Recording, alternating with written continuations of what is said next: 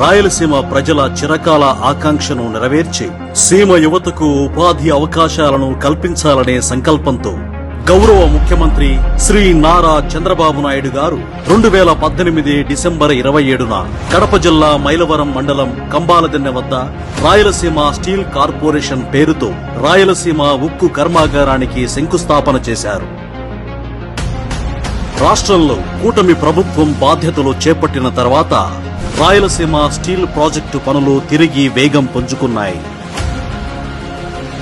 ప్రాజెక్టుకు అవసరమైన 1100 ఎకరాల స్థలాన్ని కేటాయించడంతో పాటు నీటి సరఫరా, రోడ్డు, రైల్వే లైన్ మరియు విద్యుత్ సరఫరా వంటి మౌలిక వస్తువుల కల్పన కోసం శరవేగంగా ఏర్పాట్లు జరుగుతున్నాయి.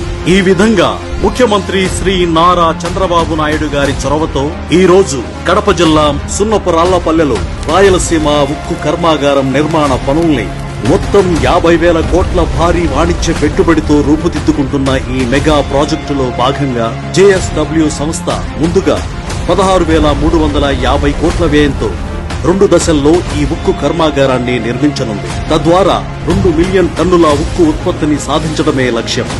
దీనికి తోడుగా కర్మాగారానికి నిరంతరం విద్యుత్ సరఫరా కోసం 2,000 కోట్లతో 400 మెగావాట్ల సోలార్ క్యాప్టివ్ పవర్ ప్రాజెక్టును సైతం ఏర్పాటు చేస్తున్నారు. ఈ ప్రతిష్టాత్మక JSW ఉక్కు సోలార్ ప్రాజెక్టుల ద్వారా రాయలసీమ యువతకు 2,700కు పైగా ప్రత్యక్షంగాను సుమారు 20,000 మందికి పరోక్షంగాను ఉపాధి అవకాశాలు లభించనున్నాయి.